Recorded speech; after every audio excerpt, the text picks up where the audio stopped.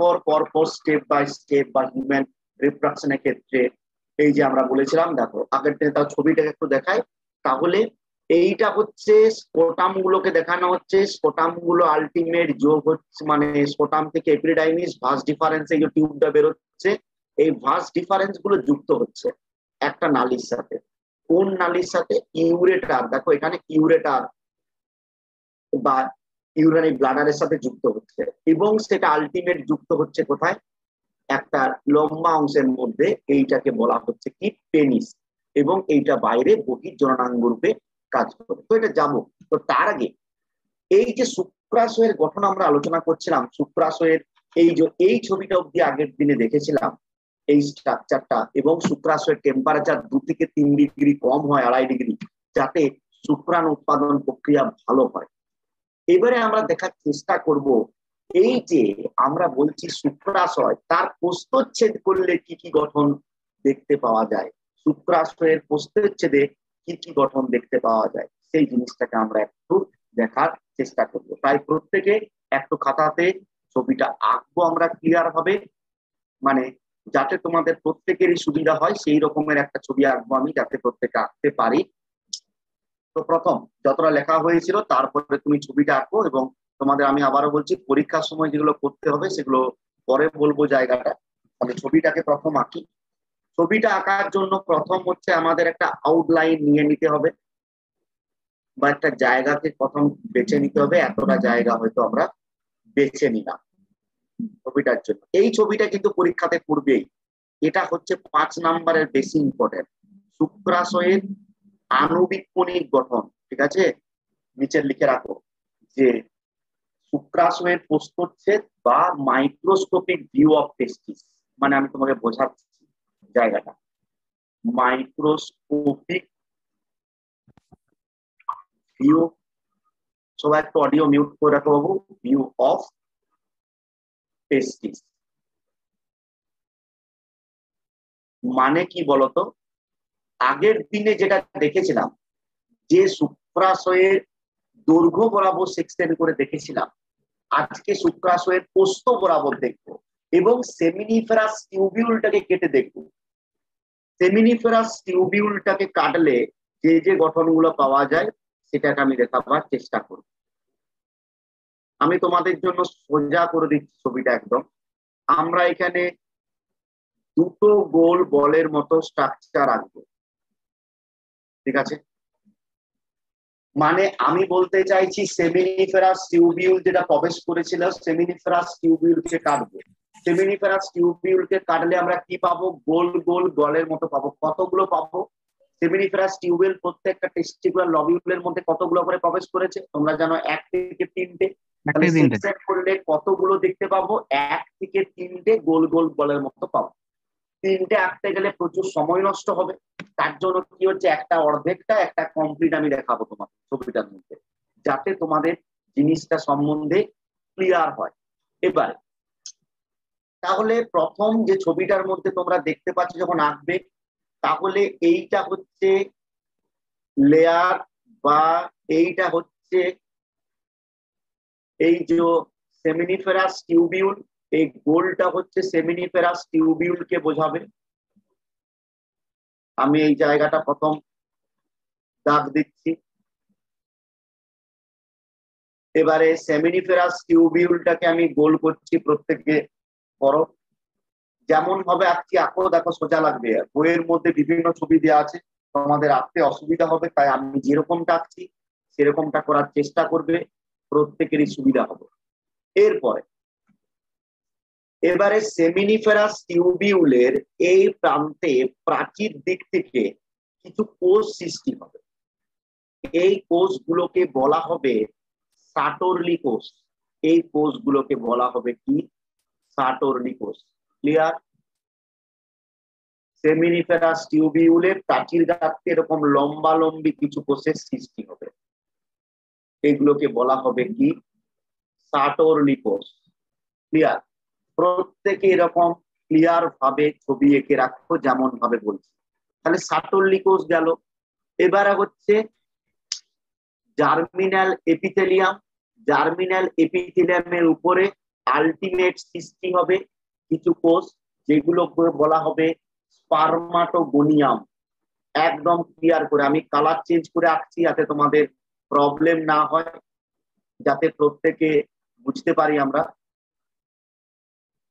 বেশ, এইবারে প্রথম এখানে কিছু কোষ আঁকছি, আমরা নীল কালার দিচ্ছি।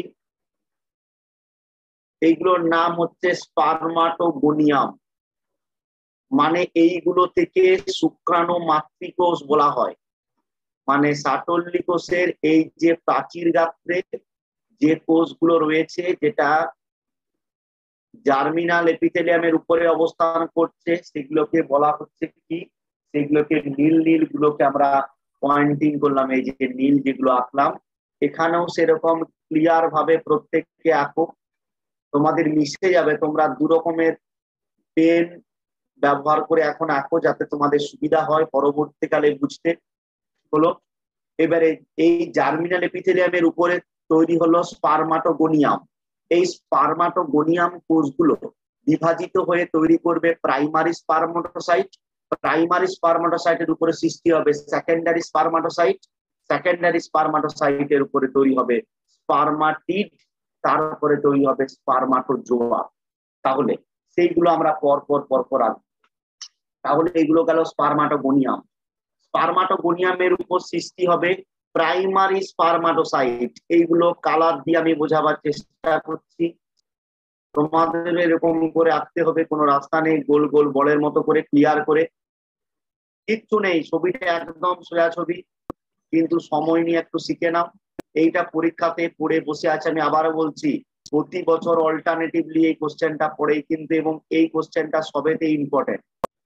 এই কোর্সগুলোকে একটু আমি এরকম চিহ্নিতকরণের সুবিধা করলাম, প্রাইমারি স্পারমাটোসাইট। ঠিক আছে, এখানেও করে দাও, এখানেও করে দাও, এখানেও করে দাও, এগুলো সব প্রাইমারি স্পারমাটোসাইট। ঠিক আছে, প্রাইমারি স্পারমাটোসাইটের উপরে সৃষ্টি হবে সেকেন্ডারি স্পারমাটোসাইট। সেকেন্ডারি স্পারমাটোসাইট তৈরি হবে সেকেন্ডারি স্পারমাটোসাইট। আমি কালার গুলো চেঞ্জ করছি, কিন্তু সেকেন্ডারি স্পারমাটোসাইট কোষগুলো ডেভেলপ করবে, এবং সেকেন্ডারি স্পারমাটোসাইট গুলোকে আমি এই রানী কালার দিয়ে এইগুলো ডটেড করে দেখাবার চেষ্টা করছি একটা বিন্দু দিয়ে। এইগুলো হচ্ছে সেকেন্ডারি স্পারমাটোসাইট। এখানেও সেরকম সেকেন্ডারি স্পারমাটোসাইটকে আমি দেখাচ্ছি। এইটি আসল, এইটি অনুযায়ী লিখবো, কিচ্ছু না, লেখাটা কিছু না, ছবি যেমন হবে সেরকম লেখা হবে। হলো সেকেন্ডারি স্পারমাটো, দেখো তাহলে প্রাইমারি, তাহলে সেকেন্ডারি স্পারমাটোসাইট গেল। সেকেন্ডারি স্পারমাটোসাইটের পর তৈরি হবে সেখানে স্পারমাটিড। সেখানে পরবর্তী যে কোষগুলো অবস্থান করবে সেই কোষগুলোকে বলা হবে স্পারমাটিড। তাহলে এইখানে হলুদ মতো কোষ দিচ্ছে, এগুলো হচ্ছে স্পারমাটিড। হলুদ মতো গোল গোল বলের মতো তৈরি হচ্ছে স্পারমাটিড। হলুদ গুলোকে পয়েন্টিং করছি, তোমরা এখানে বিভিন্ন গোলগুলো ছোট বড় প্র্যাকটিস করবে, নইলে পরীক্ষাতে মিশে যাবে। ঠিক আছে, এইগুলো হচ্ছে স্পারমাটিড। এবারে এবারে যে শুক্রাণু যেগুলো হবে, শুক্রাণুগুলো এরকম লেগে থাকবে, নীল রঙের গুলো শুক্রাণু, যেগুলো কি হবে সাটল্লি কোষের দিকে মুখটা করে থাকবে। হয়েছে, মানে ডটটা হচ্ছে মাথা, এই যে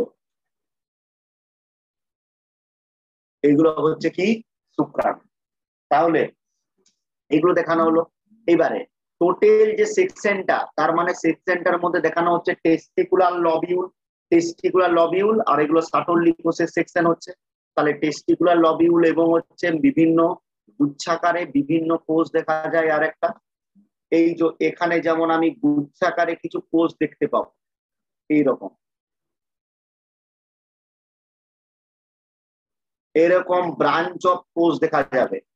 এইগুলোকে বলা হবে লেডিকের আন্তঃকোষ, মানে দুই বা ততোধিক সাটল্লি কোষের অভ্যন্তরীণ জায়গায় যে গুচ্ছাকারে কোষ, এগুলোকে বলা হচ্ছে লেডিকের আন্তঃকোষ। এছাড়া গোটা স্ট্রাকচারটার মধ্যে আর কি পাওয়া যাবে? গোটা স্ট্রাকচারটার মধ্যে আর পাওয়া যাবে তোমার বিভিন্ন ব্লাড ভেসেল, বিভিন্ন রক্ত মানে ম্যাট্রিক্স থাকবে এখানে, আর এখানে থাকবে বিভিন্ন ব্লাড ভেসেল। এরকম করে দিলাম। এইগুলো হচ্ছে বিভিন্ন রক্ত বাহগুলো সূচিত করবে, আর এইগুলো হচ্ছে ম্যাট্রিক্স বা এটা হচ্ছে ধাত্র। তাহলে এই ছবিটা আঁকলেই ছবিটা হচ্ছে 5 মার্কসের এবং ছবিটাকে ব্যাখ্যা করতে হবে। এটা হচ্ছে আণবিক কণিক গঠন, ব্যাকেটে হচ্ছে শুক্রাশয়ের প্রস্থচ্ছেদ, প্রস্থ বরাবর কাটছি মানে সেমিনিফেরাস টিউবিউল বরাবর কাটা যাচ্ছে। নামগুলো দিতে হবে এরপর। এরপর আমি প্রত্যেকটার নামগুলোকে পয়েন্টিং করছি যাতে সবাই সুবিধা হয়। প্রথম, এই যে সেমিনিফেরাস টিউবিউল, সেমিনিফেরাস টিউবিউলের প্রথমে বাইরের আবরণী, সেগুলোকে বলা হচ্ছে, বাইরের আবরণীকে বলা হচ্ছে বেসাল মেমব্রেন। এটাকে বলা হচ্ছে বেসাল মেমব্রেন। বেসাল মেমব্রেন এটাকে বলা হচ্ছে বাইরের আবরণী। নেক্সট, এই যে লাল লাল কোষগুলো, এইটাকে বলা হচ্ছে জার্মিনাল এপিথেলিয়াম। বাংলাতেও লিখতে পারো, বাংলাতেও লিখো সবাই, germinal epithelium. Germinal epithelium, clear? Germinal epithelium থেকে সৃষ্টি হচ্ছে নীল রঙের যে কোষ, সেগুলোকে আমরা কি বলেছিলাম? স্পারমাটোগোনিয়াম। এগুলি মনে রাখবে, কিচ্ছু না, গোনিয়াম। সব দিকে সোজা হচ্ছে হিউম্যান রিপ্রোডাকশন, স্পারমাটোগোনিয়াম। এই স্পারমাটোগোনিয়াম থেকে সৃষ্টি হবে primary spermatocyte. Primary spermatocyte, primary spermatocyte. Audio mute করে রাখবো, অডিও গুলো প্রত্যেককে মিউট করে রাখার চেষ্টা করব নেক্সট, যাতে বাকি বন্ধুদের অসুবিধা না হয়। Next, secondary স্পারমাটোসাইট। স্পারমাটোসাইট, তাহলে এগুলো গেল। হলুদ গুলোকে আমরা কি নাম বললাম? স্পারমাটিড। হলুদটাকে বলা হবে স্পারমাটিড। এই যে ভিতরে এবারে নীল গুলোকে দেখাবো, সেগুলো হচ্ছে কি? স্পার্ম, বা এটার নাম হচ্ছে স্পারমাটোজোয়া। নাম হচ্ছে স্পারমাটোজোয়া। আর এই সবুজ রঙের লম্বা আকৃতি, এগুলোকে কি বললাম? এইগুলোকে বললাম সার্টোলি সেল। এই কোষগুলোকে কি বললাম গুচ্ছাকারে? সেলস অফ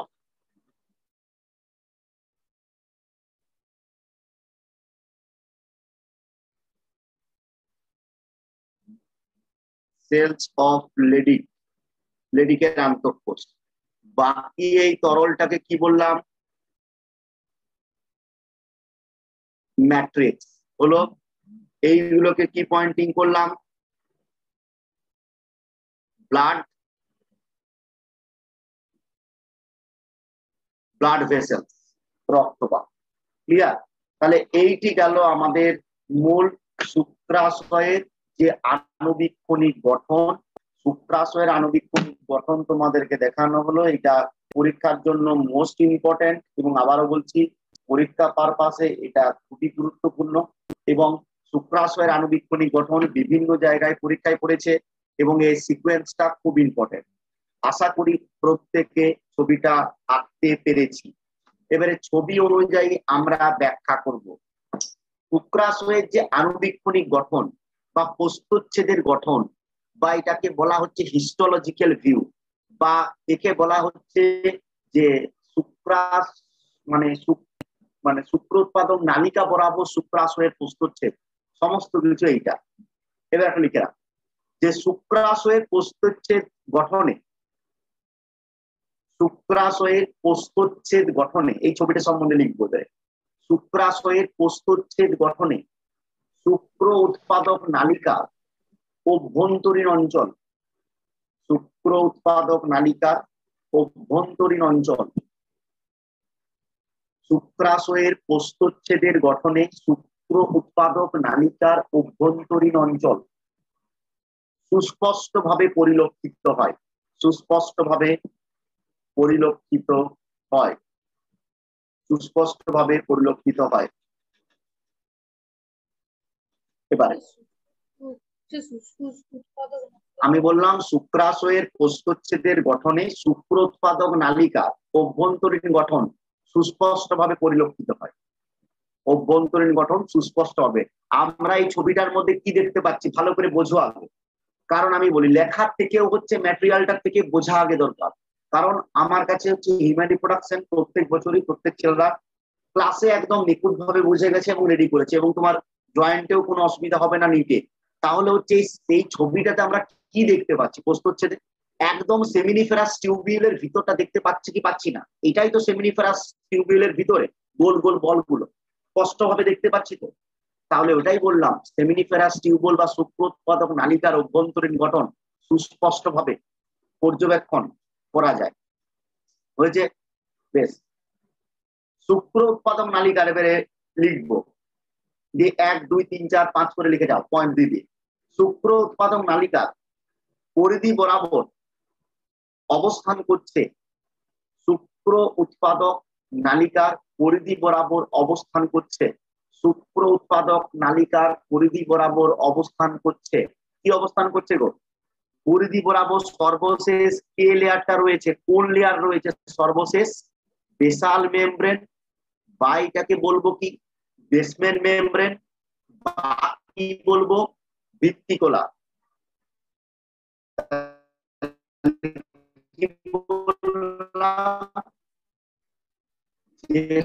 শুক্রাশয়ে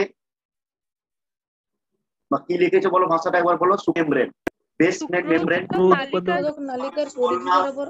সেমিনিফেরাস টিউবিউলের অভ্যন্তরে শুক্র উৎপাদক নালিকার পরিধি বরাবর অবস্থান করছে বেসমেন্ট মেমব্রেন বা ভিত্তিকলা। ছবিটা প্রত্যেকে দেখতে থাকো, দেখো মুখস্থ হয়ে যাবে। ছবিটা অনুযায়ী করো, প্রত্যেকের মুখস্থ হবে, দেখে দেখে করো। ফুল স্টপ, যে 2 নাম্বার পয়েন্ট, পয়েন্ট ওয়াইজ পরপর লিখে যেতে পারো। ওখানটা একবার বলবেন। শুক্র উৎপাদক নালিকার পরিধি বরাবর অবস্থান করছে, শুক্র উৎপাদক নালিকার পরিধি বরাবর অবস্থান করছে বেসমেন্ট মেমব্রেন, হয়েছে, বা ভিত্তিকলা। Full stop. সেকেন্ড পয়েন্ট, এই ভিত্তিকলার উপর এই ভিত্তিকলার উপর এই ভিত্তিকলার উপর এই ভিত্তিকলার উপর সৃষ্টি হয়েছে, বেসমেন্ট মেমব্রেনের উপর কে সৃষ্টি হয়েছে? সৃষ্টি হয়েছে জার্মিনাল এপিথেলিয়াম। এই ভিত্তিকলার উপর সৃষ্টি হয়েছে জার্মিনাল এপিথেলিয়াম। Full stop. পরের পয়েন্ট, পরের পয়েন্ট, জার্মিনাল এপিথেলিয়ামের কোষগুলি, পরের পয়েন্ট, জার্মিনাল এপিথেলিয়ামের কোষগুলি মাইটোসিস পদ্ধতিতে বিভাজিত হয়ে জার্মিনাল এপিথেলিয়াম এর কোষগুলি মাইটোসিস পদ্ধতিতে বিভাজিত হয়ে স্পার্মাটোগোনিয়াম, ছবি দেখে দেখে লিখবো স্টেপ বাই স্টেপ। তারপরে কি আছে? স্পার্মাটোগোনিয়াম বা শুক্রাণু মাতৃকোষ সৃষ্টি হয়েছে, বা শুক্রাণু মাতৃকোষ সৃষ্টি হয়েছে, হয়েছে। স্পার্মাটোগোনিয়াম বা শুক্রাণু মাতৃকোষের সৃষ্টি হয়েছে। পরের পয়েন্ট, এই শুক্রাণু মাতৃকোষ থেকে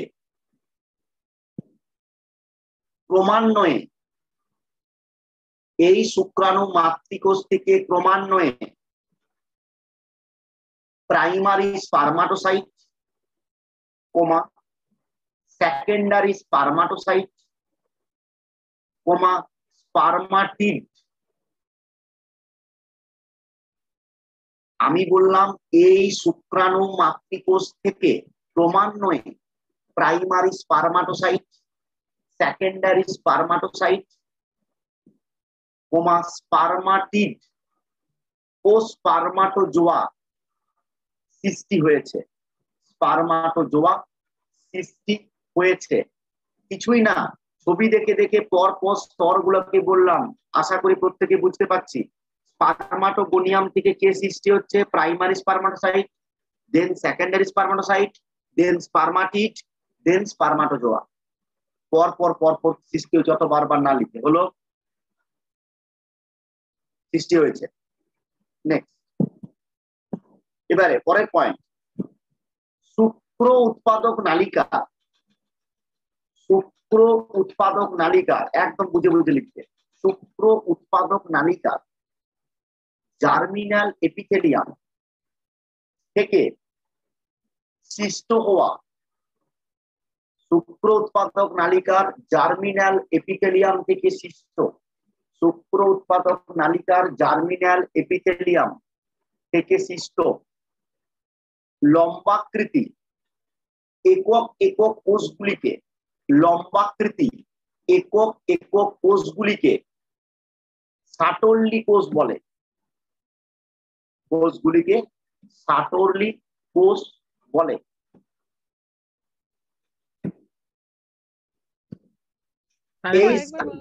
লিখতে পারলেন? আমি কি বললাম? আমি বললাম শুক্র উৎপাদক নালিকার প্রাচীর কি বললাম? শুক্র উৎপাদক নালিকার জনন কোষ বা জার্মিনাল এপিথেলিয়াম থেকে যে লম্বাকৃতি একক একক কোষগুলির সৃষ্টি হয়েছে, তাদের তাদের সাটরলি কোষ বলে। হয়েছে? এই যে বললাম লম্বা লম্বা সবুজ দেখিয়েছি পয়েন্টিং এ, সেই কোষগুলোর নাম কি? ছবিটাকে শুধু এক্সপ্লেন করছি, ভালো করে দেখো, তাহলে মুখস্থ হয়ে যাবে। তাকে সাটরলি কোষ বলে। মানে এগুলো মুখস্থ করতেই হবে না, ছবি দেখে উত্তর লিখবো আমরা। সাটরলি কোষ বলে।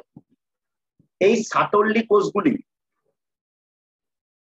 এই সাটরলি কোষগুলি অ্যান্ড্রোজেন বাইন্ডিং প্রোটিন ক্ষরণ করে। এই সাটরলি কোষগুলি অ্যান্ড্রোজেন, ভালো করে লিখো, অ্যান্ড্রোজেন বাইন্ডিং প্রোটিন, পরীক্ষায় শর্ট কোশ্চেন পড়বে। এই সাটরলি কোষগুলি থেকে অ্যান্ড্রোজেন বাইন্ডিং প্রোটিন খরিত হয়, যা যা টেস্টোস্টেরন হরমোনের সাথে মিলিত হয়ে এর ঘনত্ব বৃদ্ধি করে। যা টেস্টোস্টেরন হরমোনের সাথে মিলিত হয়ে এর ঘনত্ব বৃদ্ধি করে, ঘনত্ব বৃদ্ধি করে, যা যা পুরুষের যা পুরুষের গৌণ যৌন যা পুরুষের গৌণ যৌন বৈশিষ্ট্য প্রকাশে সাহায্য করে। যা পুরুষের গৌণ যৌন বৈশিষ্ট্য প্রকাশে সাহায্য করে। আবার বলছি, সাটরলি কোষ বুঝতে পেরেছো? লম্বাকৃতি কোষ। আমি বললাম সাটরলি কোষ থেকে বিশেষ রকমের অ্যান্ড্রোজেন বাইন্ডিং প্রোটিন খরিত হয়, যা টেস্টোস্টেরনের সাথে মিলিত হয়ে তার ঘনত্বকে বৃদ্ধি করে, যা পুরুষ দেহে গৌণ যৌন বৈশিষ্ট্যের বহিঃপ্রকাশ করে। ঠিক আছে? তার মানে টেস্টোস্টেরনটা কখনই কমপ্লিট হচ্ছে যখনই তাই কাকে পাচ্ছে? এবিপি কে পাচ্ছে, অ্যান্ড্রোজেন বাইন্ডিং প্রোটিনকে। তার ফলে টেস্টোস্টেরনের কনসেন্ট্রেশন বাড়ছে। এটা পরীক্ষায় কোশ্চেন করে। তার ফলে টেস্টোস্টেরন আমাদের দেহে যেটা প্রকাশিত হচ্ছে, আমাদের দেহে পুরুষালী যে বৈশিষ্ট্যগুলো তার বহিঃপ্রকাশ করছে। এছাড়াও সাটরলি কোষ থেকে খরিত ইনহিবিন, এছাড়াও সাটরলি কোষ থেকে খরিত ইনহিবিন হরমোন, এছাড়াও সাটরলি কোষ থেকে খরিত ইনহিবিন হরমোন প্রয়োজন অনুসারে, এছাড়াও সাটরলি কোষ থেকে উৎপাদিত ইনহিবিন হরমোন প্রয়োজন অনুসারে টেস্টোস্টেরন হরমোনের ক্ষরণকে বাধা দেয়। টেস্টোস্টেরন হরমোনের ক্ষরণকে বাধা দেয়। টেস্টোস্টেরন হরমোনের ক্ষরণকে বাধা দেয়। হলো ক্লিয়ার? তাহলে দেখো সেমিনিফেরাস টিউবিউলের ভিতরে যা যা দেখলাম ক্লিয়ার হয়েছে প্রত্যেকে। এখানে ছবির মধ্যে যা যা দেখতে পাচ্ছি সেগুলোকে লিখলাম। এখানে পরীক্ষায় কোশ্চেন পড়ে যাবে সাটোরলিকোস কি, এর কাজ কি। সাটোরলিকোসের দুটো কাজ, একটা হচ্ছে এবিপি করণ, টেস্টোস্টেরনের কনসেন্ট্রেশন বাড়ানো। দ্বিতীয় কাজ হচ্ছে কি, প্রয়োজন অনুসারে ইনিবিন বলে একটা হরমোন ক্ষরণ করবে, যে কি করবে, টেস্টোস্টেরন ক্ষরণটাকে কমিয়ে দেবে। ক্লিয়ার প্রত্যেকে? তাহলে এইটা গেল আমাদের ভিতরের স্ট্রাকচার। এবারে পরের পয়েন্টে চলে আসি, যা পয়েন্ট করছিলাম 5, 6, 7, 8 করে করে লিখছি। এবারে কি বলবো, এই যে সাটোরলিকোস গুলোর মাঝে মাঝে, মানে এবারে বলছি শুক্র উৎপাদক নালিকা বা শুক্র উৎপাদক নালিকা, তার মাঝখানে যে গুচ্ছাকারে সেল, সেটাকে নিয়ে একটু বলি। অভ্যন্তরীণ অঞ্চলে যে গুচ্ছাকারে কোষ সমষ্টি থাকে তাকে কি বলা হচ্ছে, যা টেস্টোস্টেরন ক্ষরণ করবে, তাকে বলা হচ্ছে লেডিকের আন্তঃকোষ। ঠিক আছে, লিখে রাখো। পরের পয়েন্ট, শুক্র উৎপাদক নালিকাগুলি, শুক্র উৎপাদক নালিকাগুলি মধ্যবর্তী অঞ্চলে অবস্থিত। শুক্র উৎপাদক নালিকাগুলি, শুক্র উৎপাদক নালিকাগুলি, শুক্র উৎপাদক নালিকাগুলি, শুক্র উৎপাদক নালিকাগুলি, শুক্র উৎপাদক নালিকাগুলি, শুক্র উৎপাদক নালিকাগুলি মধ্যবর্তী স্থানে অবস্থিত গুচ্ছাকারে অবস্থিত কোষ সমষ্টিকে, গুচ্ছাকারে অবস্থিত কোষ সমষ্টিকে লেডিকের আন্তঃকোষ বলে। লেডিকের আন্তঃকোষ বলে, যা টেস্টোস্টেরন হরমোন ক্ষরণ করে। লেডিকের আন্তঃকোষ বলে, যা লেডিকের কি বলছো বলো, কি বলছি আমি?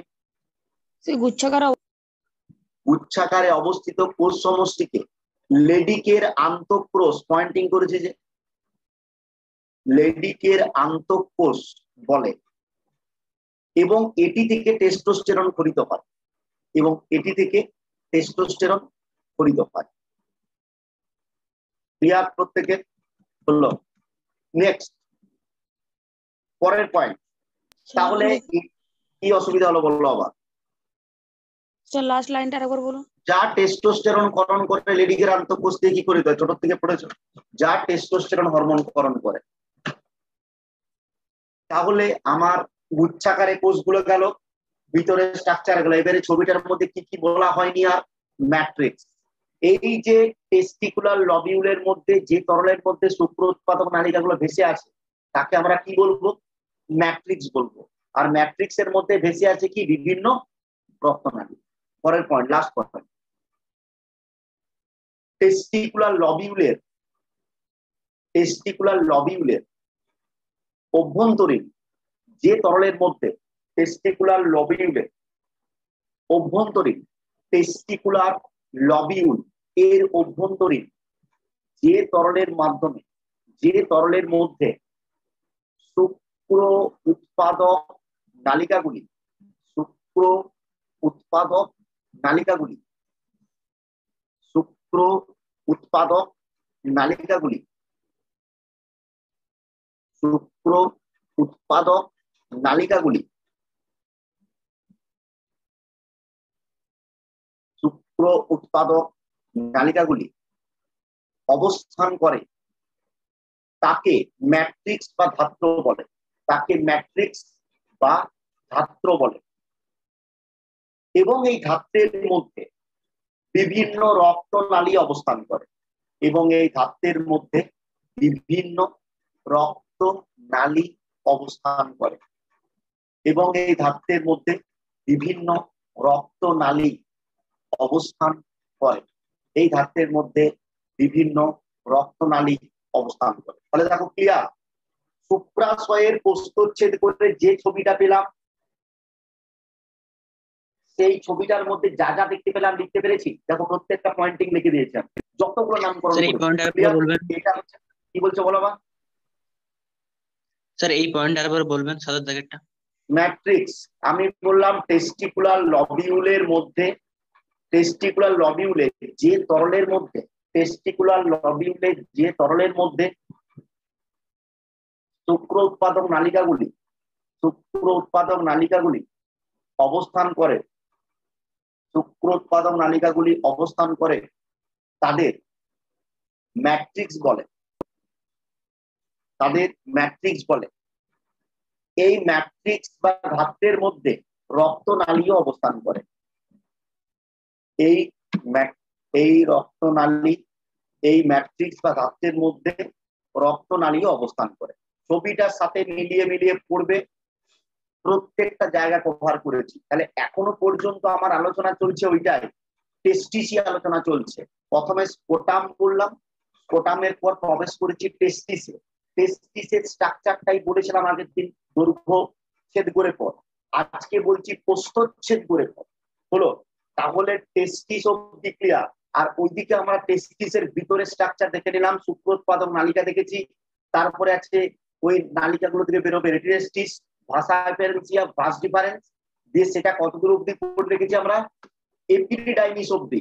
এপিডিডাইমিসের পরে কি করেছিলাম আমরা, ভাস ডিফারেন্স। এবারে আমরা কি করব, ভাস ডিফারেন্স গুলোকে আস্তে আস্তে যুক্ত করি, মানে গোটা পুং জননতন্ত্রের ছবি আঁকবো এরপরে। ঠিক আছে, এটা হলো।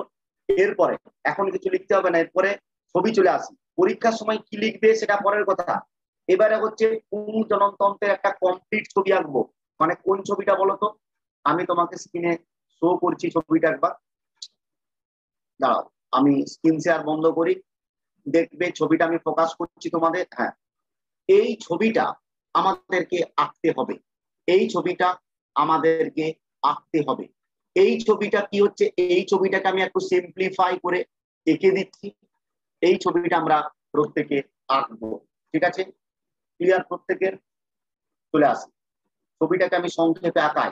ছবিটার নিচে টোটাল পুং জননতন্ত্র, এটাকে মুছছি।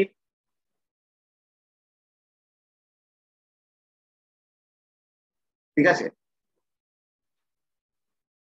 বেশ,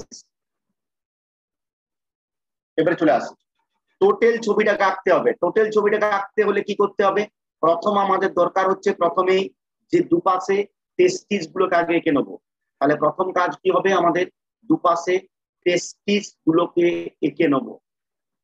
টেস্টিস গুলোকে এঁকে নেবো, তার জন্য আমি এই জায়গাটাকে বেছে নিলাম। এই জায়গাতে একটা টেস্টিস আঁকলাম।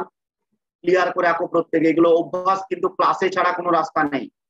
ক্লাসে পেনেই যে একবার ভালো করতে পারবে তার হয়ে যাবে, বইয়ের মধ্যে ছবিগুলো বুঝতে পারবে না, প্রবলেম হবে। বাস, এবারে এই টেস্টিস গুলো থেকে তুমি দেখো আলটিমেট এই জায়গাটাতে কি বেরোবে, এপিডিডাইমিস। আশা করি প্রত্যেকের মনে পড়ছে ছবিটা। মানে দুদিকে টেস্টিস, দুটো টেস্টিস থাকে, দুটো টেস্টিসকে দেখাবার চেষ্টা করলাম। এবারে এইগুলো কি তৈরি করবে, ভাস ডিফারেন্স বেরোবে, তাই তো? ভাস ডিফারেন্স গুলো মিলিত হবে, ভাস ডিফারেন্স গুলো মিলিত করব। এবারে ভাস ডিফারেন্স গুলো ডাইরেক্ট মিলিত হবে না, দুটো ভাস ডিফারেন্স এলো কিন্তু একসাথে মিশবে না। একসাথে মিশবে কোথায়, একটা স্ট্রাকচারের মধ্যে, যে স্ট্রাকচারটার নাম হবে সেমিনাল ভেসিকেল। মানে এ কি হবে, এরকম একটা অংশের সাথে যুক্ত হবে। করো ছবিটা আঁকো প্রত্যেকে। এইটাকে বলা হচ্ছে সেমিনাল ভেসিকেল। সেমিনাল ভেসিকেলের সাথে ভাস ডিফারেন্স গুলো যুক্ত হলো, দুটো ভাস ডিফারেন্স। সেমিনাল ভেসিকেল গুলো কি হবে, আলটিমেট যুক্ত হয়ে নেমে আসবে সেমিনাল ভেসিকেল। সেমিনাল ভেসিকেল যুক্ত হয়ে নেমে আসছে, দুদিকে সেমিনাল ভেসিকেল আছে এবং এখানে অবস্থান করবে, এই জায়গার মধ্যে অবস্থান করবে ইউরিনারি ব্লাডার। এখানে অবস্থান করবে ইউরিনারি ব্লাডার বা মূত্রথলি রইল। ঠিক আছে, পরপর রেখে যাও। এবারে ইজাকুলেটরি ডাক্ট তৈরি হচ্ছে, এখানে প্রথম একটা দীর্ঘ গ্রন্থি থাকবে, এই গ্রন্থিটাকে বলা হবে প্রোস্টেট গ্রন্থি। প্রোস্টেট গ্রন্থি আসছে, এইদিকে ইউরেথ্রা নেমে আসছে যেমন আসছিল।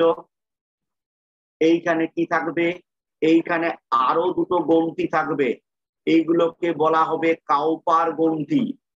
এইদিকে একটা, এইদিকে একটা, কাউপার গ্রন্থি এবং ইউরেথ্রা আলটিমেট ডেভেলপ হচ্ছে এবং বাইরে পর্যন্ত ইউরেথ্রা ওপেন হবে।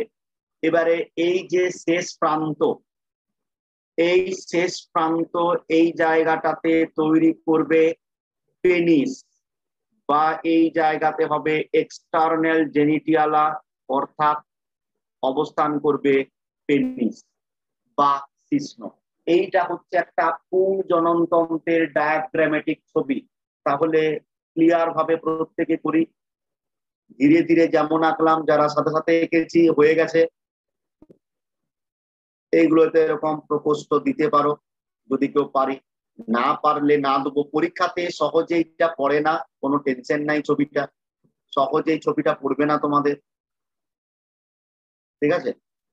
সহজে পড়ে না পুংজননতন্ত্রের চিহ্নিত ছবি, এটা একটা 5 নম্বরের কোশ্চেন, কিন্তু তোমাকে ক্লিয়ার জায়গাটা বোঝাতে হবে। তাহলে দেখো এইগুলো যেগুলো ছিল, এইগুলো কি টেস্টিস হলো। এইটা যেটা, এই অঞ্চলটা আশা করি মনে রাখতে পারছি, এই অঞ্চলটা কি এপি ডি ডাইমিস হলো। এইটা কি ভাস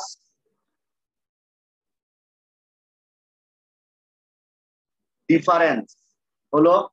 ভাস ডিফারেন্স গুলো কার সাথে যুক্ত হচ্ছে, ইজাকুলেটরি ডাক্ট, ইজাকুলেটরি ডাক্ট। এইগুলোকে কি বলবো, সেমিনাল ভেসিক্যাল হলো। এইটাকে বলবো ইউরিনারি ব্লাডার, মানে মূত্রথলি। এইটাকে বলবো প্রোস্টেট গ্ল্যান্ড,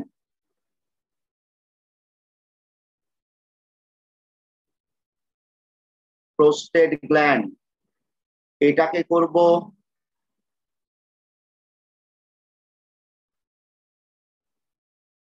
কাউপার্স গ্ল্যান্ড, বা এর অপর নাম বালবো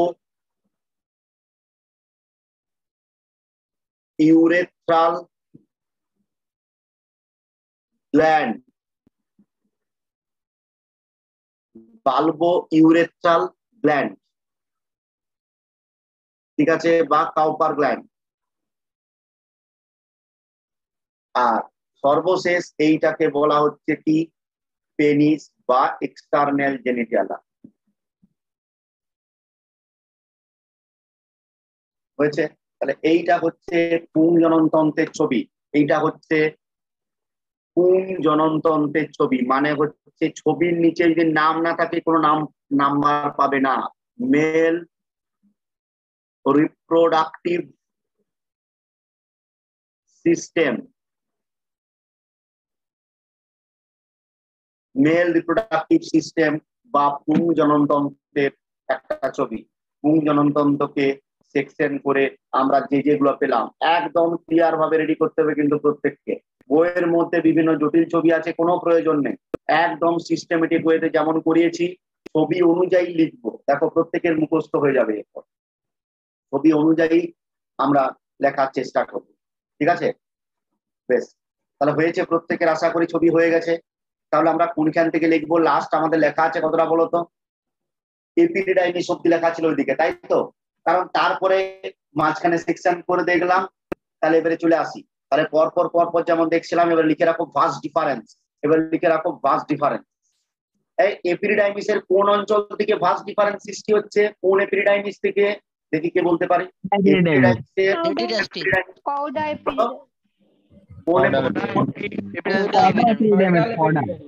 কওডা এপিডিডাইমিস, কারেক্ট, ঠিক ঠিক ঠিক, কওডা এপিডিডাইমিস লিখে রাখো। হ্যাঁ, আশা করি বুঝতে পারছি, এবারে লিখো। দেখো মুখস্থ হয়ে যাবে, আবারও বলছি ক্লাস যে ফলো করবে 12 এ, আবারও বলছি প্রবলেম হবে না, কিন্তু ক্লাস না করলে কিন্তু গোলমাল হয়ে যাবে, তাই করে নেবে। লিখে রাখো ভার্স ডিফারেন্স, লিখে রাখো। কওডা এপিডিডাইমিস থেকে, একদম ছবি দেখে দেখে লিখবো, কওডা এপিডিডাইমিস থেকে সিস্ট নালিকা যা, কওডা এপিডিডাইমিস থেকে সিস্ট নালিকা যা ইজাকুলেটরি ডাক্ট বা নিক্ষেপণ নালীর সাথে যুক্ত হয়েছে। আমি আবারও বলছি, আমি ভার্স ডিফারেন্সের সংজ্ঞা লিখছি। ভার্স ডিফারেন্স আগের দিনে এপিডিডাইমিস করে ছেড়ে দিয়েছিলাম, তারপরে বলেছিলাম ভার্স ডিফারেন্স সৃষ্টি হবে। এবারে ভার্স ডিফারেন্সের ডেফিনেশন লিখছি, ঠিক আছে? কওডা এপিডিডাইমিস থেকে সৃষ্ট, ছবি দেখে দেখে করা মুখস্থ, যারা পড়েছি তাদের মুখস্থ হবে, না পড়লে আর পারবে না। কওডা এপিডিডাইমিস থেকে সৃষ্ট নালিকা যা ইজাকুলেটরি ডাক্ট, ছবি দেখে দেখে লিখো, কওডা এপিডিডাইমিস থেকে সৃষ্ট নালিকা যা ইজাকুলেটরি ডাক্ট বা নিক্ষেপণ নালীর সাথে সংযুক্ত, যা ইজাকুলেটরি ডাক্ট বা নিক্ষেপণ নালীর সাথে সংযুক্ত,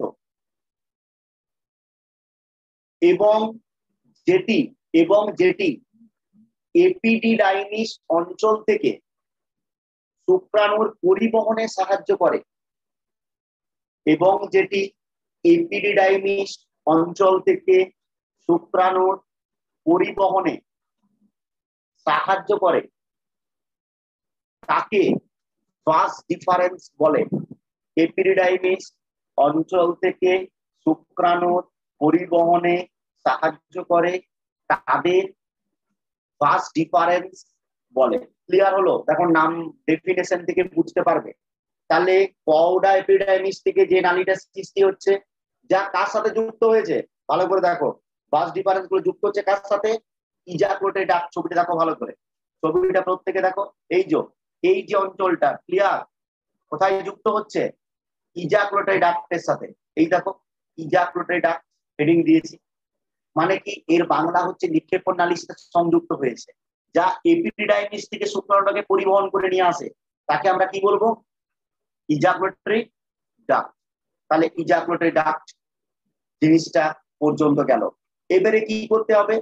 এরপরে দেখতে পাবো আমরা পুংজননতন্ত্রে 3 রকমের গ্রন্থি। এবারে পরের পয়েন্ট দিয়ে পরে পেরা চেঞ্জ করে লিখবো পুংজননতন্ত্রের অন্তর্গত গ্রন্থি সমূহ। এবারে ওগুলো দেখবো, পুংজননতন্ত্রের অন্তর্গত গ্রন্থি সমূহ, পুংজননতন্ত্রের অন্তর্গত গ্রন্থি সমূহ। কি কি গ্রন্থি বলতো? প্রথম 3টা গ্রন্থি আমরা দেখতে পাবো, ছবিটা দেখো, 3টা গ্রন্থি কি বলতো? প্রথম গ্রন্থির নাম হচ্ছে সেমিনাল ভেসিকল। কি বলছি? সেমিনাল ভেসিকল, প্রোস্টেট আর হচ্ছে বাল্বোর গ্ল্যান্ড আর হচ্ছে বেসিক। হ্যাঁ, এবারে বলি সেমিনাল ভেসিকল এই একটা গ্রন্থি প্রথম যুক্ত হচ্ছে, তাহলে ইজাকুলেটরি ডাক্টে নিয়ে গেলাম, সেমিনাল ভেসিকল একটা। দ্বিতীয় হচ্ছে প্রোস্টেট গ্ল্যান্ড, নামটা থেকে বুঝতে পারছো। তৃতীয় হচ্ছে বাল্বো ইউরেথ্রাল গ্ল্যান্ড, আগে শুনে নি। তাহলে এই 3টা জিনিস আছে। তাহলে লেখার সময় আমাকে দেখো বুদ্ধি করে লিখতে হচ্ছে। পরীক্ষাতে আবার 3 নম্বরে কোশ্চেন পড়বে, পুংজননতন্ত্রের বিভিন্ন গ্রন্থিগুলি সম্বন্ধে আলোচনা করো, সেটা 3 মার্কসের কোশ্চেন। আবার গোটাটা পুংজননতন্ত্র, তাহলে তুমি যদি গোটাটা সিস্টেমেটিক করে যাও, তুমি বুঝতে পারবে তোমাকে কতটা লিখতে হবে, কতটা লিখতে হবে না। প্রথম দিকে যদি আমি কোশ্চেন আনসার করে করে লেখাই, তোমার খাপছাড়া হয়ে যাবে জায়গাটা। তার জন্য আমি এখনো ইজাকুলেটরি ডাক্ট পর্যন্ত জয়েন করলাম। ইজাকুলেটরি ডাক্টের সাথে যুক্ত আছে গ্রন্থিগুলো। প্রথম গ্রন্থি সেমিনাল ভেসিকল, যেহেতু এটাকে পাচ্ছি 3টা গ্রন্থিকে এক জায়গায় শেষ করে দিই। Seminal vesicle, prostate gland, Cowper gland. এবারে যে শুক্রাণুটা আসছে ভালো করে শোনো, এপিডিডাইমিসে শুক্রাণু জমা ছিল, সেই শুক্রাণুটা ভার্স ডিফারেন্সের মধ্য দিয়ে আসছে, কোথায় আসবে? ইজাকুলেটরি ডাক্টে। ইজাকুলেটরি ডাক্টে যখন এলো, ইজাকুলেটরি ডাক্টে ওই শুক্রাণুটার সাথে একটা তরল মিশ্রিত হলো। কি তরল? সেমিনাল প্লাজমা বলা হয়। সেমিনাল ভেসিকল থেকে তরল সেমিনাল প্লাজমা মিশ্রিত হলো। এরপর সেটা যখন ইউরেথ্রার মধ্য দিয়ে গেল, প্রোস্টেট গ্ল্যান্ডে আবার প্রোস্টেট গ্রন্থি থেকে তরল পদার্থ খরিত হলো, কাউপার গ্রন্থির দিকে খরিত গেল, এবং এই যে 3টা গ্রন্থির খরিত তরল তার সাথে যে শুক্রাণু, সেটাকেই বলা হচ্ছে সিমেন বা বীর্য। তাহলে সিমেন্ট বা বীর্য কি করে তৈরি হচ্ছে? শুক্রাণু যেটা আসছে, কারণ শুক্র উৎপাদক নালিকাতে শুক্রাণু তৈরি হচ্ছে, শুধু শুক্রাণু আসছিল, কিন্তু শুক্রাণুগুলো 3টে গ্রন্থি তরলের সাথে মিক্সিং হবে, দিয়ে কি তৈরি করবে? তৈরি করবে সিমেন্ট বা বীর্য, সেটাকে আমরা লিখবো। ঠিক আছে, দিয়ে 1 নাম্বার দিয়ে দাও সেমিনাল ভেসিক্যাল, দিয়ে 1 নাম্বার সেমিনাল ভেসিক্যাল লিখে রাখো। পুরুষ দেহে এদের সংখ্যা 2টি এবং এগুলি মূত্রথলির নিচের দিকে অবস্থান করে। ক্লিয়ার? ছবি দেখে বুঝতে পারবে প্রত্যেকে। এদের সংখ্যা পুরুষ দেহে 2টি, সেমিনাল ভেসিক্যাল কটা আছে? 2টো। এদের সংখ্যা পুরুষ দেহে 2টি, একদম ছবি অনুযায়ী লিখবো, তোমার দেখো মুখস্থ হয়ে যাবে। এদের সংখ্যা পুরুষ দেহে 2টি এবং এগুলি মূত্রথলির নিচে, ওই যে বললাম ইউরিনারি ব্লাডার মানে মূত্রথলি, এদের সংখ্যা পুরুষ দেহে 2টি এবং এগুলি মূত্রথলির নিচের দিকে অবস্থান করে এবং এবং এগুলি নিক্ষেপণ নালীর সাহায্যে এবং এগুলি নিক্ষেপণ নালীর সাহায্যে এবং এগুলি নিক্ষেপণ নালীর সাহায্যে ইউরেথ্রা বা মূত্রনালীতে সংযুক্ত হয়েছে। ইউরেথ্রা বা মূত্রনালীতে সংযুক্ত হয়েছে। ইউরেথ্রা বা মূত্রনালীতে সংযুক্ত হয়েছে। ফুলস্টপ। যেমন আছে ছবিতে, পরপর বলছে এদের সংখ্যা 2টি, এইগুলি মূত্রথলির নিচে আছে, তাহলে মূত্রথলির সাথে কার যোগাযোগ আছে গো? মূত্রনালীর। ওই লম্বা যেটা নেমে আসছে সেটা কি? সেটা হচ্ছে মূত্রনালী, মানে গোটাটা হয়ে আসছে কি বলতো, এই ভিতরের যেটা আমি একটু সবুজ দিয়ে পয়েন্টিং করছি, ভিতরের জায়গাটা এটা কি? এই গোটাটাই হচ্ছে কি? মূত্রনালী। হ্যাঁ, ইউরেথ্রা। এই ভিতর বরাবর যেটা আসছে, ভিতরের গোটা সবুজটা হচ্ছে কি? ইউরেথ্রা। এবারে বলি, ইউরেথ্রা যেহেতু পুরুষদের ক্ষেত্রে ইউরেথ্রা একটা মাত্র নালী কি করে? শুক্রাণুর পরিবহন করে, আবার মূত্রের পরিবহন করে। তাহলে পুরুষদের ক্ষেত্রে এই ইউরেথ্রা বা মূত্রনালীকে বলা হয় মূত্রজনন নালী। তোমরা জানো? হ্যাঁ, এটাকে মূত্রজনন নালী বলা হয়। কেন মূত্রজনন নালী বলা হয়? এরা বীর্য এবং মূত্র পরিবহন করে, কিন্তু দুটো পৃথক সময়ে করে, সেটা পরে বলবো। তাহলে এখনো পর্যন্ত যেটা লিখেছি, এগুলি ইউরেথ্রার সাথে সংযুক্ত হয়। প্রত্যেকের ক্লিয়ার? লিখে রাখ।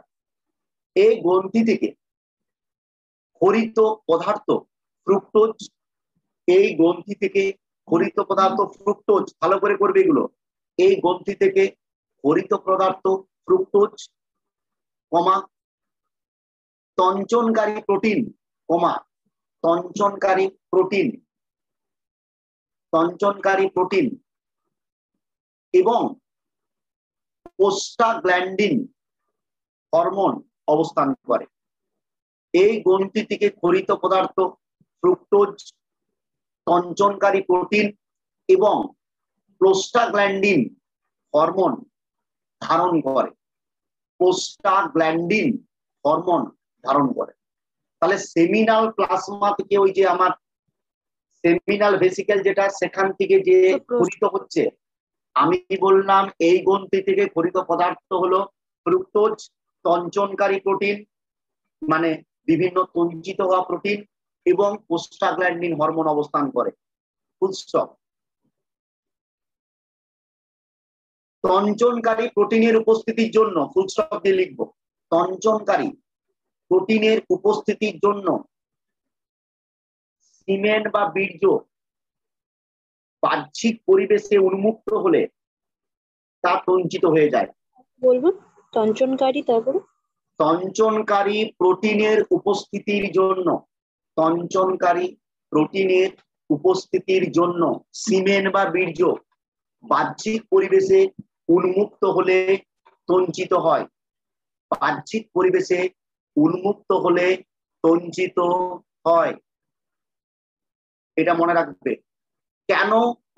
যখনই পুরুষ দেহ থেকে কোনো সিমেন্ট বা বীর্য বেরিয়ে আসে, যদি বাইরের পরিবেশে কিছুক্ষণের জন্য থাকে, সেটা তঞ্চিত হয়ে যায় বা শক্ত বা জেলির মতো পদার্থে পরিণত হয়ে যায়। অর্থাৎ প্রথমে লিকুইড ফর্মে থাকলেও সেটা যখনই পুরুষ দেহের বাইরে নির্গত হয় সেটা তঞ্চিত হয়। কেন তঞ্চিত হয়? কারণ সেমিনাল প্লাজমাতে তঞ্চনকারী বিভিন্ন প্রোটিন গুলো রয়েছে। আর আরেকটা কথা মনে রাখবে, মানব দেহের একমাত্র এই সেমিনাল প্লাজমাতে কি পাওয়া যায়? ফ্রুক্টোজ পাওয়া যায়। তাই কোন মহিলাদের ক্ষেত্রে যে মেডিকেল ফরেনসিক টেস্ট করা হয়, যে কোনো একটা যে মহিলা ভিকটিম হয়েছেন বা বিভিন্ন ধর্ষণ বা রেপ এর শিকার হলে তখন মহিলাদের যোনিপথে যে তরল পাওয়া যায় সেই তরলটাকে নিয়ে স্টাডি করে যদি দেখা যায় সেই তরলের মধ্যে ফ্রুক্টোজের প্রেজেন্ট রয়েছে, তাহলে সেই মহিলা কি হয়েছে, যে সেই মহিলার ক্ষেত্রে রেপ হয়েছে বলে সেটা কিন্তু আইডেন্টিফাই করা হয়। এটা পরীক্ষায় শর্ট কোশ্চেন করে নিটের জন্য, যে সেমিনাল প্লাজমাতে কোন উপাদান রেপ টেস্টের ক্ষেত্রে গুরুত্বপূর্ণ সাপোর্ট দেয় বা গুরুত্বপূর্ণ তথ্য বহন করে, সেটা হচ্ছে একমাত্র সেমিনাল প্লাজমাতে কি থাকে? আমি একটু আগে দেখালাম, ফ্রুক্টোজ থাকে। অন্য কোনো দেহ তরলে ফ্রুক্টোজ থাকে না, এবং ভেজাইনা পথে কোনো ফিমেলদের কোনো ফ্রুক্টোজ থাকে না নরমালি। যদি ইন্টারকোর্স হয় দেন মেল সিমেন যদি ভেজাইনাতে ট্রান্সফার হয়, যদি সিমেন পাওয়া যায় এবং তার মধ্যে তরলে যদি ফ্রুক্টোজ পাওয়া যায়, তাহলে সেটা রেপ টেস্টের ক্ষেত্রে কিন্তু গুরুত্বপূর্ণ তথ্য বহন করে। এটা একটু মনে রাখবে, যা সেটা বললাম আমি। তাহলে বাইরের পরিবেশে এলে উন্মুক্ত হয় এই কারণের জন্য। এবার একটু লিখে রাখো, সিমেন বা বীর্যের 60% তৈরি করে এই সেমিনাল প্লাজমা। সিমেনের 60% তৈরি করে এই সেমিনাল প্লাজমা। সিমেনের 60% উপাদান তৈরি করে এই সেমিনাল প্লাজমা। মানে টোটাল যে বীর্য, টোটাল বীর্য বা সিমেনের মোট উপাদানের 60% তৈরি করে সেমিনাল প্লাজমা।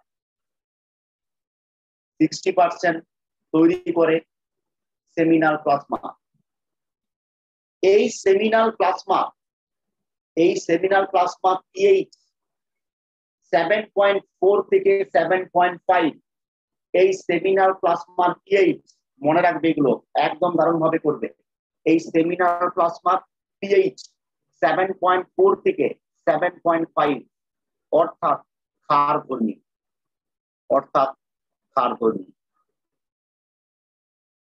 হয়েছে। এবার দেখো, আমি আগেই বলেছিলাম খুব গুরুত্বপূর্ণ জায়গা, এমন ভাবে জীবরা সৃষ্টি হয়েছে ট্রিমেন্ডাস ম্যানার। পুরুষদের সিমেন বা বীর্য হচ্ছে ক্ষারীয় প্রকৃতির এবং স্ত্রী দেহের যোনিপথ হচ্ছে অ্যাসিডিক প্রকৃতির বা আম্লিক প্রকৃতির। তার জন্য যখনই সিমেন স্ত্রী দেহের যোনিপথে যায় তখনই কি হয়? অ্যাসিড বেস রিয়েকশন হয় এবং তৈরি হয় লবণ এবং জল। তাই সিমেনের কোনো ক্ষতি হয় না, তাই শুক্রাণুগুলোর কোনো ক্ষতি হয় না, স্ত্রী দেহের অবস্থায় কিন্তু কাটিয়ে উঠতে পারে। এবং স্ত্রী দেহে শুক্রাণুর গমনে প্রোস্টাগ্ল্যান্ডিন হরমোন সাহায্য করে। একটু স্টার দিয়ে এক পাশে লিখে রাখো, স্ত্রী দেহে শুক্রাণুর গমনে সাহায্য করে প্রোস্টাগ্ল্যান্ডিন হরমোন। স্ত্রী দেহে শুক্রাণুর গমন, একটু স্টার দিয়ে বা বক্স দিয়ে আলাদা করে লিখে রাখো, মানে এই পয়েন্টের মধ্যে নয়। স্ত্রী দেহে শুক্রাণুর গমনে সাহায্য করে প্রোস্টাগ্ল্যান্ডিন হরমোন। স্ত্রী দেহে শুক্রাণুর গমনে সাহায্য করে প্রোস্টাগ্ল্যান্ডিন হরমোন। তাহলে কত পিএইচ মুখস্থ রাখবে প্রত্যেককে, ক্লিয়ার? এটা গেল সেমিনাল প্লাজমা। তাহলে সেমিনাল প্লাজমা সেমিনাল ভেসিকেল থেকে তৈরিত তরল, তার কি কি উপাদান থাকে সেটা বললাম। আর সেমিনাল প্লাজমা যে ফ্রুক্টোজ, তা কি বললাম? ফরেনসিক টেস্ট বা রেপ টেস্টের গুরুত্বপূর্ণ তথ্য বহন করে, মনে রাখবে। নেক্সট, কোন তরলে ফ্রুক্টোজের উপস্থিতি পাওয়া যায়? বারবার বলছি, শর্ট কোশ্চেন পাবে, seminal plasma. Next 2 number, prostate gland. 2 number, prostate gland বা প্রোস্টেট গ্রন্থি। 2 নাম্বার, কোন জননতন্ত্রের যে গ্রন্থিটি এককভাবে ইউরেথ্রার উপরে, কোন জননতন্ত্রের যে গ্রন্থিটি এককভাবে মূত্র নালীর উপরিভাগ, মূত্রনালীর শীর্ষভাগে, মূত্রনালীর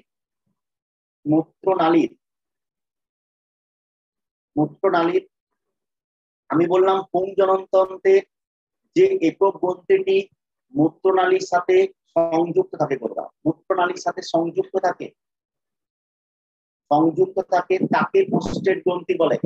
মূত্রনালীর সাথে সংযুক্ত থাকে, এককভাবে মূত্রনালীর সাথে সংযুক্ত থাকে তাকে প্রোস্টেট গ্রন্থি বলে। এই গ্রন্থি থেকে ক্ষরিত তরল, এই গ্রন্থি থেকে ক্ষরিত তরল, এই গ্রন্থি থেকে ক্ষরিত তরল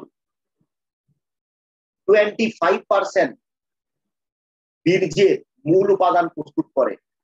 এই গ্রন্থি থেকে ক্ষরিত তরল 25%, এই গ্রন্থি থেকে ক্ষরিত তরল 25% সিমেন্ট বা বীর্যের মূল উপাদান তৈরি করে।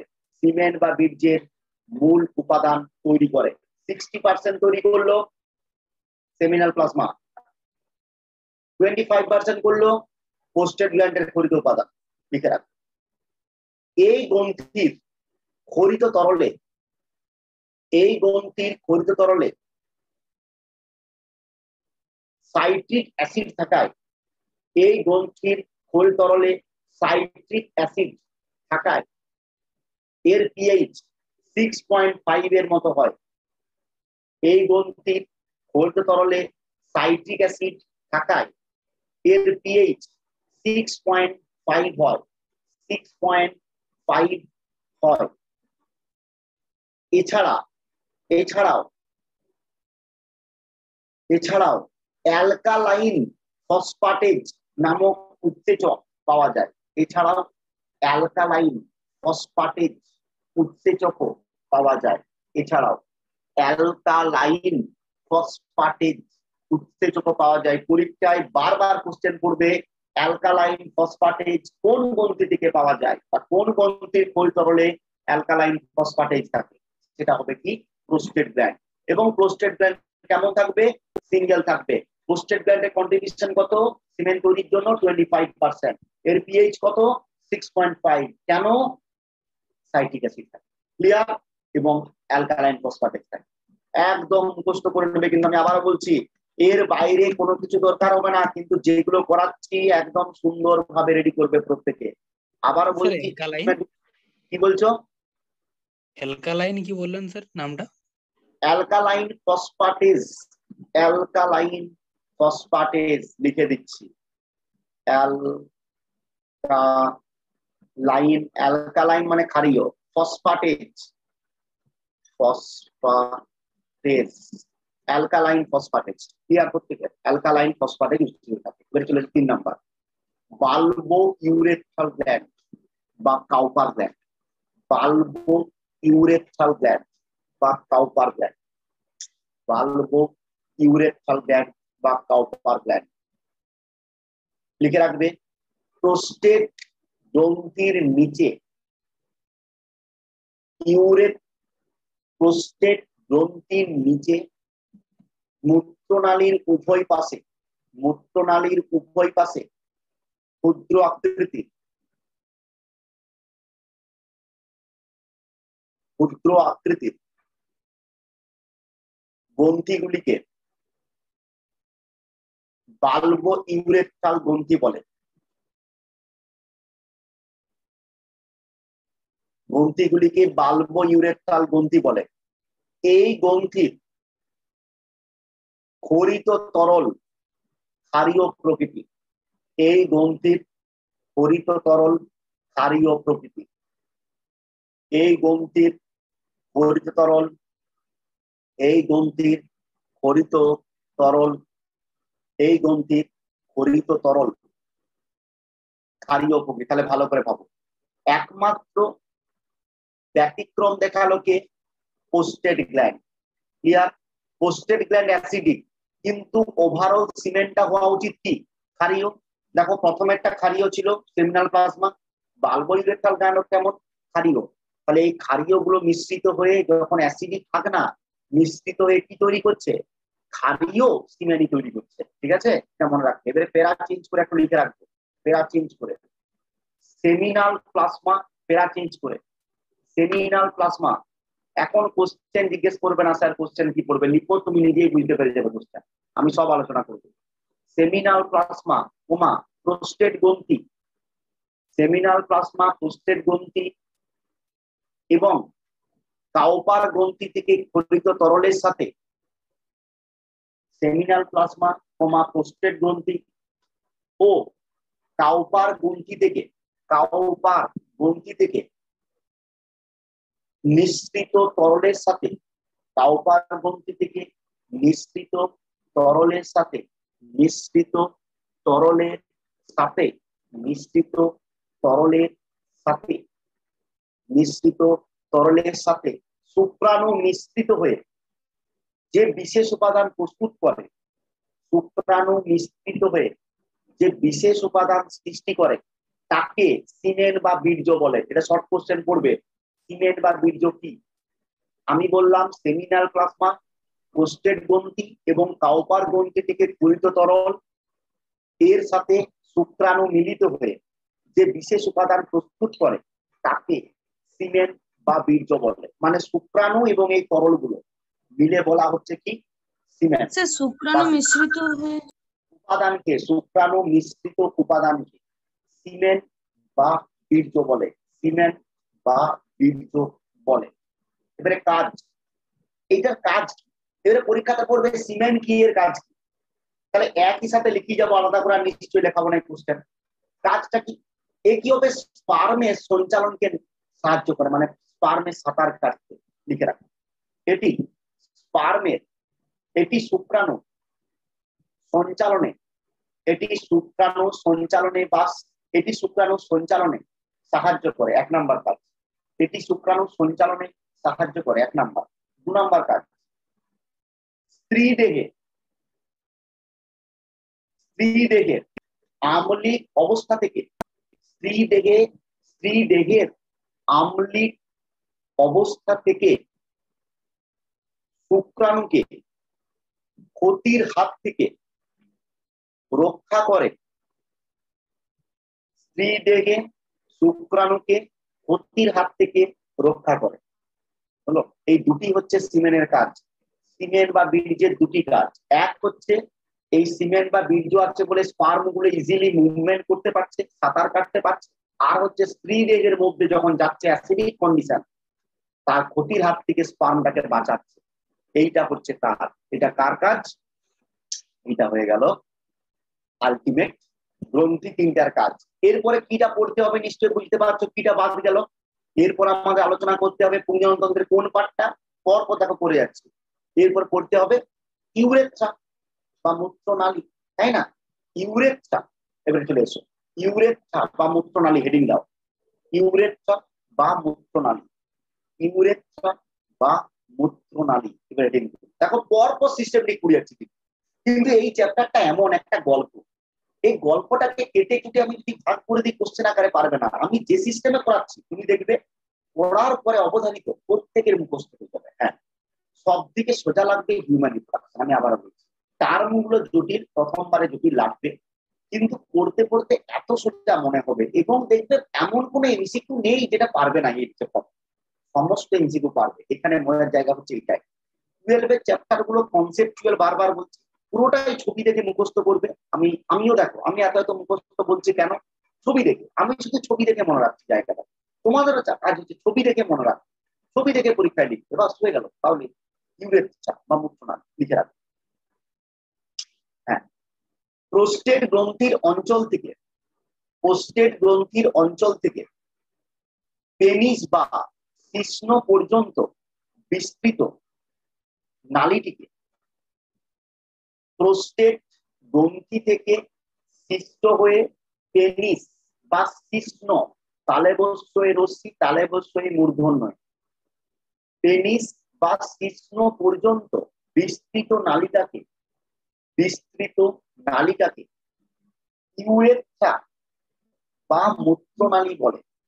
বিস্তৃত নালীটাকে ইউরেথ্রা বা মূত্রনালী বলে, ইউরেথ্রা বা মূত্রনালী বলে। ঠিক আছে, আমি বললাম প্রোস্টেট গ্রন্থি থেকে, আবারও বলছি প্রোস্টেট গ্রন্থি থেকে কি বলা হলো যে প্রোস্টেট গ্রন্থি থেকে পেনিস বা শিশ্ন পর্যন্ত বিস্তৃত নালীকে ইউরেথ্রা ইউরেথ্রা বা মূত্রনালী বলে। পুরুষদের ক্ষেত্রে যেহেতু এই একটি নালীর মাধ্যমে উৎসব দিয়ে লিখব, পুরুষদের যেহেতু এই একটি মাত্র নালীর মাধ্যমে পৃথক সময়ে মূত্র ও বীর্য পরিবাহিত হয়। এই নালীর মধ্যে পৃথক সময়ে মূত্র ও বীর্য পরিবাহিত হয়, তাই এই নালীকে ইউরিকোজেনিটাল ট্র্যাক্ট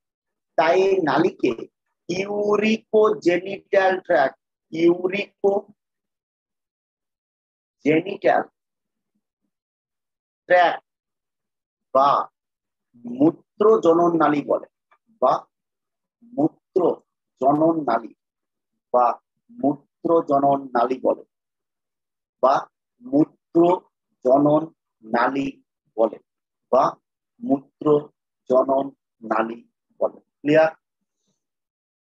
মূত্র জনন নালী বলে। এই মূত্রনালী দুটি অংশ নিয়ে গঠিত হয়েছে। দিয়ে 1 নাম্বার মেমব্রেনাস ইউরেথ্রা, 1 নাম্বার এই মূত্রনালী দুটি অংশ নিয়ে গঠিত হয়েছে। 1 number membranous urethra, 2 number penile urethra.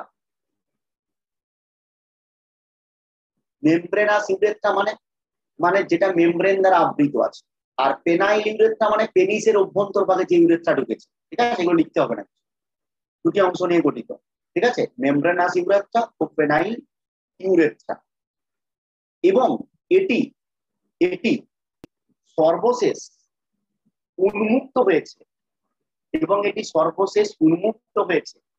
Urethral orifice, এবং এটি সর্বশেষ উন্মুক্ত হয়েছে ইউরেথ্রাল অরিফিস বা মূত্রছিদ্রের মাধ্যমে। ইংলিশ গুলো মনে রাখবে। এবং এটি সর্বশেষ উন্মুক্ত হয়েছে, মানে যে নালীটা আসছিল উন্মুক্ত হয়েছে কোথায়? ইউরেথ্রাল অরিফিস বা মূত্রছিদ্রের মাধ্যমে। ইউরেথ্রাল অরিফিস বা মূত্রছিদ্রের মাধ্যমে। ইউরেথ্রাল অরিফিস বা মূত্রছিদ্রের মাধ্যমে। ইউরেথ্রাল অরিফিস বা মূত্রছিদ্রের মাধ্যমে।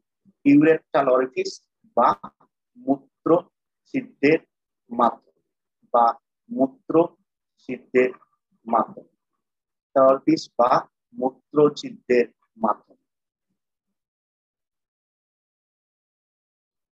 ঠিক আছে, নেক্সট। এবারে চলে আসে, এবারে যেটা বলবো সেটা হচ্ছে, তাহলে কি হলো? আলটিমেট ইউরেথ্রা গেল। তারপরে এরপরে আমাদের যেটা জানতে হবে সেটা কি? ইউরেথ্রার পরে যেটা জানবো আমরা সেটা হচ্ছে পরবর্তী লাস্ট অংশ, অর্থাৎ একটা যেটা কাপুলেটরি অর্গান বলা হচ্ছে, অর্থাৎ জননে সাহায্যকারী একটা সঙ্গম অঙ্গ যাকে বলা হয়, তাকে বলা হচ্ছে পেনিস। এই পেনিসের মধ্যে 2 রকমের পেশি থাকে। এইটাকে বলা হচ্ছে কর্পাস স্পঞ্জিওসাম আর কর্পাস ক্যাভার্নোসাম। এবারে বলি, যখন সেক্সুয়াল ইন্টারকোর্স হয়, অর্থাৎ তখন পুরুষের দেহে যৌন উদ্দীপনা সৃষ্টি হয়, টেস্টোস্টেরনের দ্রব্য। তখন কি হয়? পেনিসের মধ্যে রক্ত সঞ্চালন অনেক পরিমাণে বেড়ে যায়। তার জন্য পেনিস সেক্সুয়াল ইন্টারকোর্স বা যৌন সঙ্গমের সময় দৃঢ় হতে পারে বা শক্ত হতে পারে। কিসের জন্য? পেনিসের মধ্যে 2 রকমের পেশি থাকে বলে, মানে 2 রকমের পেশিবহুল কোষ থাকে বলে। যেমন কর্পাস স্পঞ্জিওসাম আর কর্পোরা ক্যাভার্নোসা, এই পেশিগুলো। এবারে যদি কোনো কারণে, যদি কোনো মেলের ক্ষেত্রে যদি সেক্সুয়াল ইন্টারকোর্সের সময় পেনিসের যদি ইরেশন না হয়, অর্থাৎ যদি দৃঢ় না হয় বা শক্ত যদি না হয়, তখন সেটা হচ্ছে একটা ফিমেলের অস্বাভাবিকতা। তাকে বলা হচ্ছে ইম্পোটেন্স, মানে অক্ষমতা।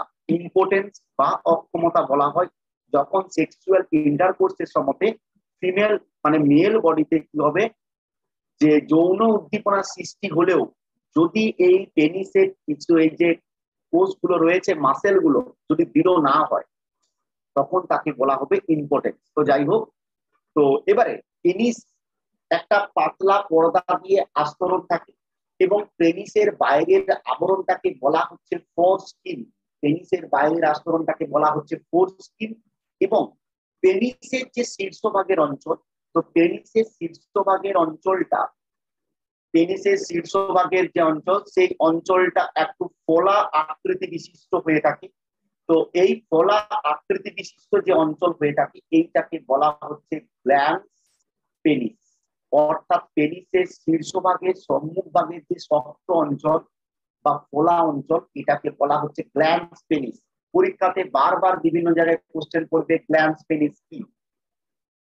ঠিক আছে, তাহলে এই জায়গাটা একটু লিখবো। এবারে হেডিং দাও পেনিস বা শিশ্ন, লাস্ট রিপ্রোডাক্টিভ সিস্টেমের mail reproductive system last part, penis বা শিশ্ন।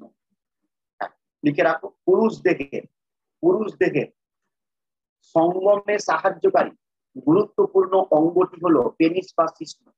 পুরুষের সঙ্গমে সাহায্যকারী গুরুত্বপূর্ণ অঙ্গটি হলো পেনিস বা শিশ্ন। এটি দু রকমের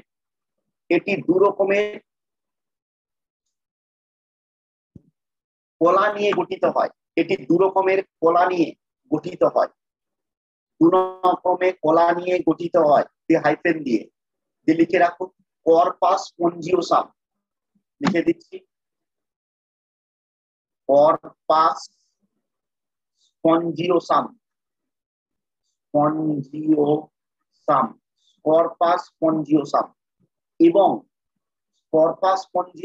এবং কর্পোরা ক্যাভার্নোসা এবং হচ্ছে কর্পোরা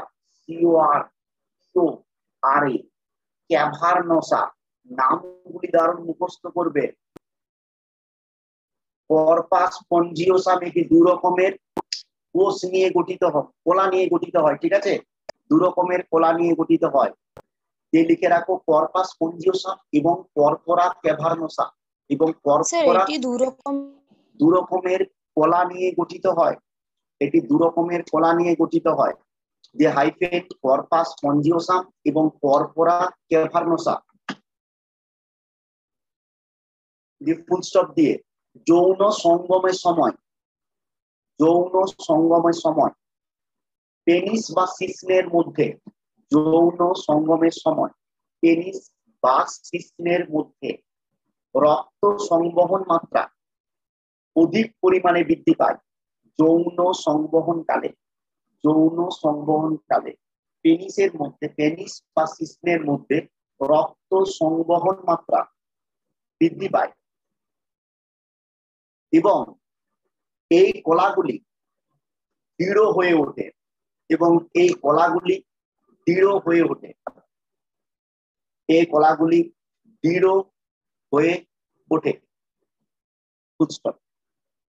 এবারে পেনিসের বাইরের আবরণটিকে বলা হয় ফুলস্টপ দিয়ে পেনিস বা শিশ্নের বাইরের আবরণটিকে বলা হয়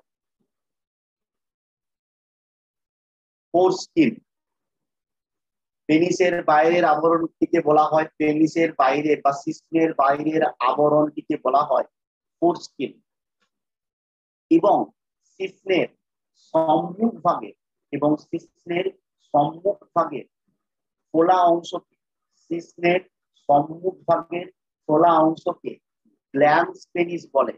GLNS গ্ল্যান্স পেনিস। সম্মুখ ভাগের অঞ্চলকে গ্ল্যান্স পেনিস বলে। সম্মুখ ভাগের অঞ্চলটাকে গ্ল্যান্স পেনিস বলে। সম্মুখ ভাগের অঞ্চলকে বলা হচ্ছে গ্ল্যান্স পেনিস। ঠিক আছে, গ্ল্যান্স পেনিস বলা হয়ে থাকে।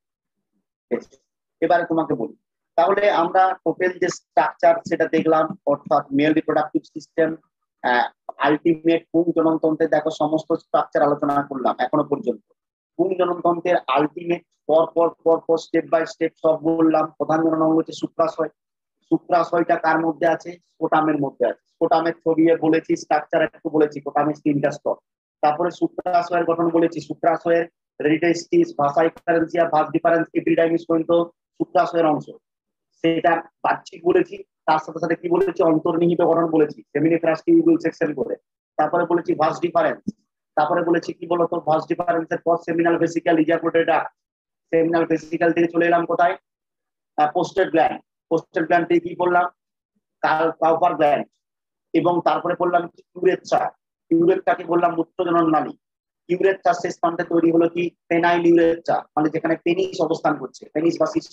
সিস্টের স্ট্রাকচারটা একটু বললাম, সিস্টের মধ্যে কি কি কলা থাকে সেগুলো বললাম, এবং সিস্টের শীর্ষভাগের অঞ্চলটাকে বলা হচ্ছে গ্ল্যান্ড পেনিস, এবং সিস্টের আবরণটাকে বলা হচ্ছে কি পোস্টিন। তাহলে মেল রিপ্রোডাক্টিভ সিস্টেমের আলোচনা শেষ হলো। তাহলে মেল রিপ্রোডাক্টিভ সিস্টেম